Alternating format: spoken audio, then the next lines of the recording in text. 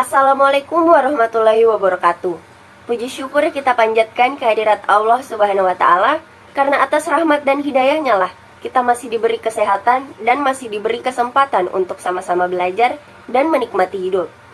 Tak lupa pula kita kirimkan sholawat menyertai salam kepada Nabi junjungan kita, yaitu Nabi besar Muhammad SAW, yang telah membawa kita dari alam yang gelap gulita menuju alam yang terang benderang seperti sekarang ini. Pada kesempatan kali ini, kami selaku kelompok 7 akan mempresentasikan makalah yang berjudul Inflasi dalam Perspektif Ekonomi Islam. Video ini dibuat guna memenuhi tugas mata kuliah Ekonomi Syariah. Dosen pengampu kami ialah Bapak Supriyadi Hamid, SEI, MEI. Baik, saya Emilia Damayanti selaku pemakalah pertama akan menjelaskan mengenai pengertian inflasi dan penyebab dari inflasi. Yang pertama, pengertian inflasi. Inflasi merupakan suatu gejala di mana tingkat harga pada umumnya mengalami kenaikan secara terus-menerus. Venieris dan Sebold pada tahun 1978 mendefinisikan inflasi sebagai suatu kecenderungan meningkatnya tingkat harga umum secara terus-menerus sepanjang waktu. Dengan kata lain bahwa kenaikan tingkat harga yang terjadi sekali saja tidak dapat dikatakan sebagai inflasi. Selain itu, tingkat harga umum yang dimaksud adalah tingkat harga yang mengalami kenaikan bukan hanya pada satu atau beberapa komoditi saja, akan tetapi harga barang umum. Seperti saat BBM naik, maka ongkos angkutan umum, bahan-bahan pokok akan naik, maka hal tersebut bisa disebut sebagai inflasi. Dalam pengertian tersebut, terdapat dua pengertian penting yang merupakan kunci dalam memahami inflasi. Yang pertama adalah kenaikan harga secara umum, dan yang kedua adalah terus-menerus. Dalam inflasi harus terkandung unsur kenaikan harga, dan selanjutnya kenaikan harga tersebut adalah kenaikan harga secara umum. Hanya kenaikan harga yang terjadi secara umum yang dapat disebut sebagai inflasi. Hal ini penting untuk membedakan kenaikan harga atas barang dan jasa tertentu. Kata kunci kedua adalah terus-menerus. Kenaikan harga yang terjadi karena faktor musiman, misalnya menjelang hari-hari besar, atau kenaikan harga sekali saja dan tidak mempunyai pengaruh lanjutan, juga tidak dapat disebut inflasi karena kenaikan harga tersebut bukan masalah kronis ekonomi. Perkembangan kenaikan harga sejumlah barang dan jasa secara umum dalam suatu periode waktu ke waktu disebut sebagai laju inflasi. Laju inflasi pada umumnya dinyatakan dalam angka persentase. Laju inflasi dapat terjadi pada tingkat yang ringan, sedang, berat, dan hiperinflasi. Yang kedua yaitu penyebab inflasi. Faktor-faktor yang menyebabkan terjadinya inflasi dalam perekonomian suatu negara diantaranya A. Demand pull inflation merupakan inflasi yang disebabkan oleh adanya daya tarik dari permintaan masyarakat terhadap berbagai barang yang terlalu kuat. Di Indonesia, demand pull inflation disebabkan karena permintaan barang dan jasa relatif terhadap ketersediaannya. Dalam makroekonomi, inflasi digambarkan dengan output real yang melebihi output potensial atau permintaan total lebih besar daripada kapasitas perekonomian. Meningkatnya inflasi di Indonesia juga disebabkan oleh faktor lain, yaitu akibat kenaikan harga BBM sebagai bahan kebutuhan masyarakat yang sangat strategis. Dengan kata lain, penyebab inflasi di Indonesia disebabkan dari faktor penawaran terhadap barang dan jasa. B. Cost push inflation merupakan inflasi yang disebabkan oleh adanya guncangan atau dorongan kenaikan biaya faktor-faktor produksi secara terus-menerus dalam jangka waktu tertentu. Inflasi tersebut terjadi akibat desakan kenaikan biaya faktor produksi. Inflasi desakan biaya terjadi akibat desakan kenaikan biaya faktor produksi. Inflasi desakan biaya terjadi pada masa perekonomian yang sedang mengalami pertumbuhan besar dengan tingkat pengangguran yang relatif rendah. Kenaikan biaya dari faktor produksi dapat diakibatkan oleh depresiasi atau turunnya nilai tukar mata uang domestik terhadap mata uang asing. Bahan baku dan bahan dari luar negeri menjadi lebih mahal di dalam negeri. Terjadinya inflasi di luar negeri, khususnya negara partner dagang, menyebabkan bahan baku produksi menjadi naik pula.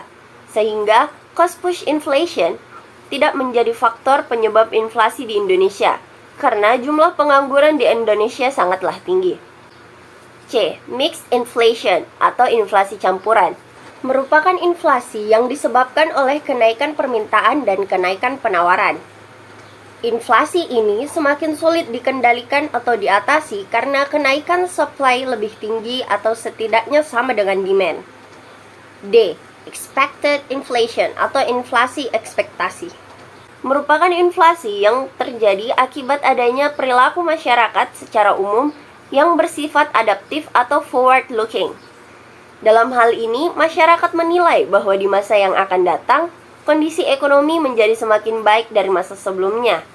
Penyebab terjadinya demand pull inflation maupun cost push inflation tergantung pada harapan masyarakat bagaimana untuk menjadi lebih baik dan bagaimana kondisi persediaan barang dan faktor produksi saat itu dan masa yang akan datang.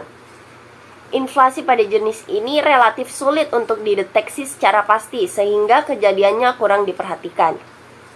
Baik, selanjutnya saya serahkan kepada pemakalah kedua. Bismillahirrahmanirrahim. Assalamualaikum warahmatullahi wabarakatuh. Salam sejahtera untuk kita semua. Perkenalkan, nama saya Nur Fitriani, NIM 90400120059. Kelompok 7, mata kuliah Ekonomi Syariah, Program Studi Akuntansi, Fakultas Ekonomi dan Bisnis Islam, Universitas Islam Negeri Alauddin Makassar. Baiklah, pada kesempatan kali ini saya akan mempresentasikan makalah hasil diskusi kami yang berjudul Inflasi dalam Perspektif Ekonomi Islam. Saya selaku pemateri kedua akan mempresentasikan materi yang berjudul Jenis-jenis inflasi. Inflasi terbagi menjadi dua, yaitu yang pertama berdasarkan sifatnya dan yang kedua berdasarkan asalnya. Jenis inflasi berdasarkan sifatnya terbagi menjadi 4. Yang pertama, inflasi ringan atau creeping inflation. Jenis inflasi ini ditandai dengan peningkatan laju inflasi yang rendah, biasanya kurang dari 10% tahun. Ciri dari inflasi ini adalah kenaikan harga yang relatif lambat dan berlangsung dengan lambat. Jenis inflasi yang kedua yaitu inflasi sedang atau galloping inflation. Jenis inflasi ini sedikit lebih tinggi dibandingkan inflasi ringan. Lajunya berkisar antara 10 hingga 30% tahun. Jenis inflasi ini ditandai dengan kenaikan harga yang cukup besar dalam waktu yang singkat. Jenis inflasi yang ketiga yaitu inflasi berat atau high inflation. Sesuai dengan namanya, inflasi ini adalah inflasi yang tergolong berat, cangkup laju mulai dari 30 hingga 100% per tahun. Pada tingkat ini, harga kebutuhan masyarakat naik secara signifikan, sulit untuk dikendalikan. Jenis inflasi yang keempat yaitu inflasi sangat berat atau hyperinflation. Jenis inflasi ini sangat dirasakan karena terjadi besar-besaran, mencapai lebih dari 100% tahun. Indonesia pun pernah mengalami hyperinflation ini, hingga mencapai laju 600%, yaitu pada tahun 1998. Selanjutnya, jenis inflasi berdasarkan asalnya. Jenis inflasi berdasarkan asalnya terbagi menjadi dua. Yang pertama, inflasi yang berasal dari dalam negeri, atau biasa disebut dengan domestic inflation. Inflasi jenis ini biasanya diawali dengan deposit dalam anggaran pendapatan belanja negara, biasa disebut dengan APBN. Jika pemerintah memutuskan untuk membiayai APBN dengan melakukan pencetakan uang baru, maka akan meningkatkan jumlah uang yang beredar di masyarakat. Dan dengan meningkatnya jumlah uang yang beredar di masyarakat, ini akan cenderung meningkatkan harga-harga kebutuhan pun akan meningkat. Jenis inflasi yang kedua yaitu inflasi yang berasal dari luar negeri, atau biasa disebut dengan imported inflation. Inflasi ini timbul karena naiknya harga-harga kebutuhan di luar negeri atau di negara-negara mitra dagang. Karena harga barang di luar negeri meningkat, maka otomatis pada saat dijual kembali di Indonesia, maka harga barang tersebut pun akan meningkat tinggi. Mungkin cukup sekian presentasi dari saya. Lebih dan kurangnya mohon dimaafkan. Saya akhiri dengan ucapan wabillahi taufiq wal hidayah. Wassalamualaikum warahmatullahi wabarakatuh. Assalamualaikum warahmatullahi wabarakatuh. Perkenalkan, nama saya Nurul Tara. Saya akan membacakan materi selanjutnya, yaitu akibat inflasi. Secara umum, inflasi memiliki dampak positif dan dampak negatif, di mana bila inflasi itu ringan akan berpengaruh positif terhadap perekonomian, artinya bisa meningkatkan pendapatan nasional dan meningkatkan minat masyarakat untuk menabung serta berinvestasi.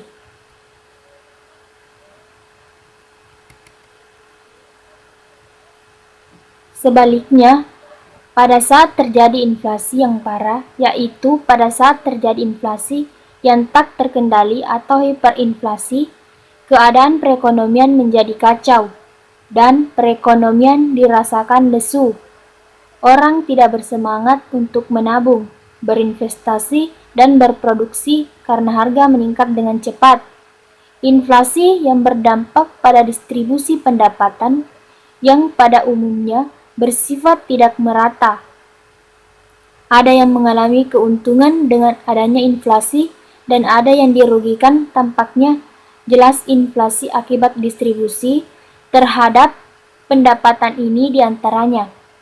Mereka yang berpenghasilan tetap akan mengalami penurunan nilai real dan penghasilan, sehingga daya belinya menjadi lemah. Hal itu pula berlaku bagi orang yang gemar menumpuk kekayaan dalam bentuk uang tunai, karena daya beli dan nilai real uang yang disimpannya akan menurun drastis dan mengalami kerugian sebesar inflasi yang terjadi. Pemilik modal yang meminjamkan modalnya lebih rendah dari inflasi akan mengalami kerugian. Menurut Putong, ada beberapa dampak inflasi terhadap perekonomian, diantaranya: yang pertama, bila harga barang secara umum naik terus-menerus, maka masyarakat akan panik, sehingga masyarakat akan terlalu banyak mengeluarkan uang untuk membeli barang. Yang kedua, masyarakat cenderung menarik uang mereka di bank untuk membeli barang, sehingga bank akan kekurangan dana yang dapat menyebabkan bangkrutnya bank atau rendahnya dana investasi yang tersedia. Yang ketiga, produsen cenderung memanfaatkan kesempatan dengan menaikkan harga untuk memperbesar keuntungan dengan cara mempermainkan harga di pasaran, sehingga harga akan terus naik.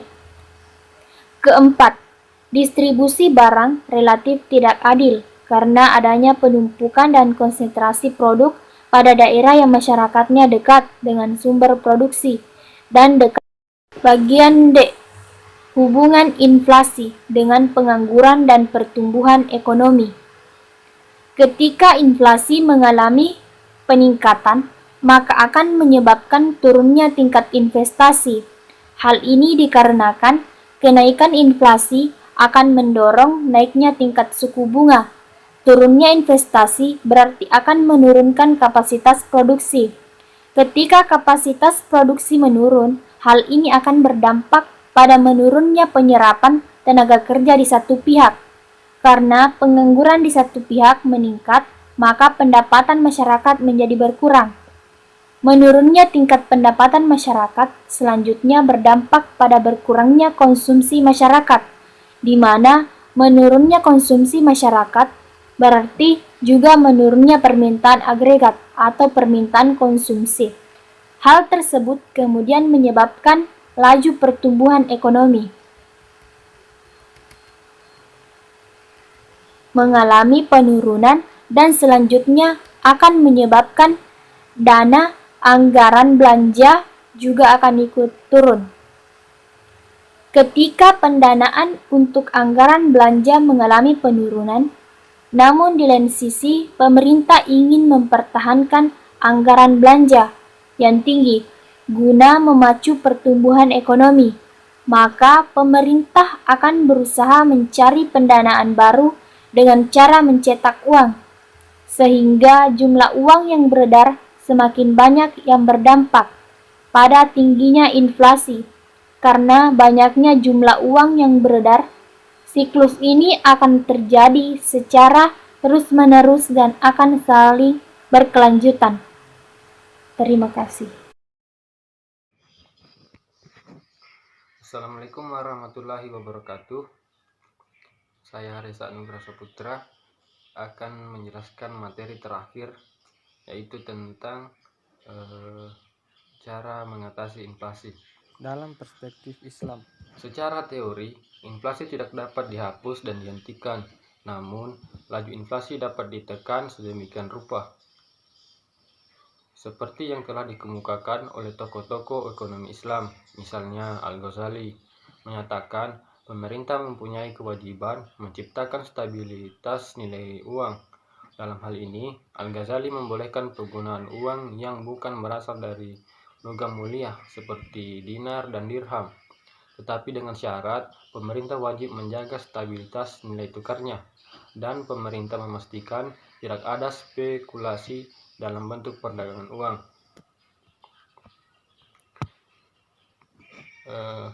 Yang kedua, Ibnu Taimiyah juga mempunyai solusi terhadap inflasi, sangat menentang keras terhadap terjadinya penurunan nilai mata uang dan percetakan uang yang berlebihan. Ini berarti Ibnu Taimiyah menekankan bahwa percetakan uang harus seimbang dengan transaksi pada sektor real.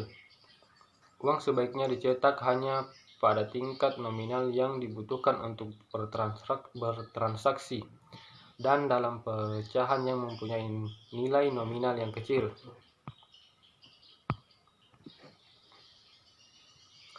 Sedangkan Hussein Shahatha menawarkan beberapa solusi untuk mengatasi inflasi.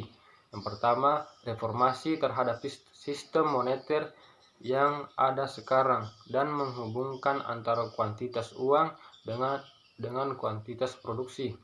Yang kedua, mengarahkan belanja dan melarang sikap berlebihan dan belanja yang tidak bermanfaat. Yang ketiga, larangan menyimpan atau menimbun harta dan mendorong untuk menginvestasinya. Yang keempat, meningkatkan produksi dengan memberikan dorongan kepada masyarakat secara material dan moral. Menjaga pasokan barang kebutuhan pokok merupakan yang krusial untuk mengendalikan inflasi. Dalam perekonomian sekarang, bank sentral mempunyai peranan penting dalam mengendalikan inflasi. Bank sentral suatu negara umumnya berusaha mengendalikan tingkat inflasi pada tingkat yang wajar. Selain itu, bank sentral juga berkewajiban mengendalikan nilai tukar uang mata uang domestik. Saat ini, pola inflation targeting banyak diterapkan oleh bank sentral di seluruh dunia termasuk Indonesia.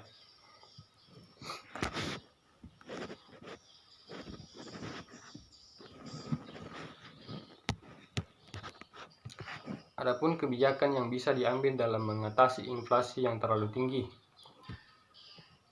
Yang pertama, kebijakan moneter. Kebijakan penetapan persediaan kas Bank sentral dapat mengambil kebijakan untuk mengurangi uang yang beredar dengan jalan untuk menetapkan persediaan uang yang beredar dengan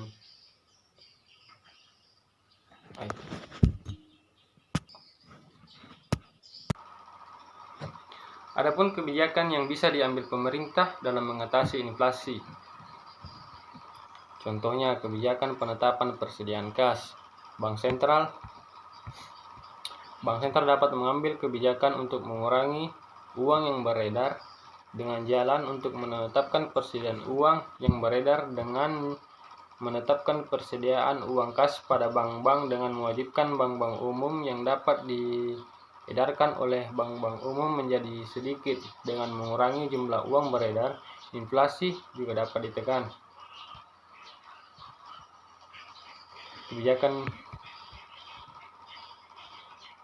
Kebijakan diskonto. Untuk dapat mengatasi inflasi, Bank sentral dapat menerapkan kebijakan diskonto, yaitu dengan cara meningkatkan nilai suku bunga. Tujuannya ialah agar masyarakat terdorong untuk menabung. Dengan demikian, dapat diharapkan jumlah uang yang beredar dapat berkurang sehingga tingkat inflasi dapat ditekan. Kebijakan fiskal. Kebijakan fiskal merupakan suatu langkah untuk memengaruhi penerimaan dan pengeluaran pemerintah. Kebijakan itu juga dapat memengaruhi tingkat inflasi. Contohnya menghemat pengeluaran pemerintah. Pemerintah dapat menekan inflasi dengan cara mengurangi pengeluaran sehingga permintaan akan barang dan jasa dapat berkurang yang pada akhirnya dapat menurunkan harga. Menaikkan tarif pajak. Untuk menekan inflasi, pemerintah dapat menaikkan tarif pajak. Naiknya tarif pajak untuk rumah tangga dan suatu perusahaan akan mengurangi tingkat konsumsi. Pengurangan tingkat konsumsi juga dapat mengurangi permintaan barang dan jasa, sehingga harga dapat turun. Sekian presentasi dari kelompok kami. Semoga apa yang disampaikan barusan menjadi ilmu yang bermanfaat bagi kita semua. Wassalamualaikum warahmatullahi wabarakatuh.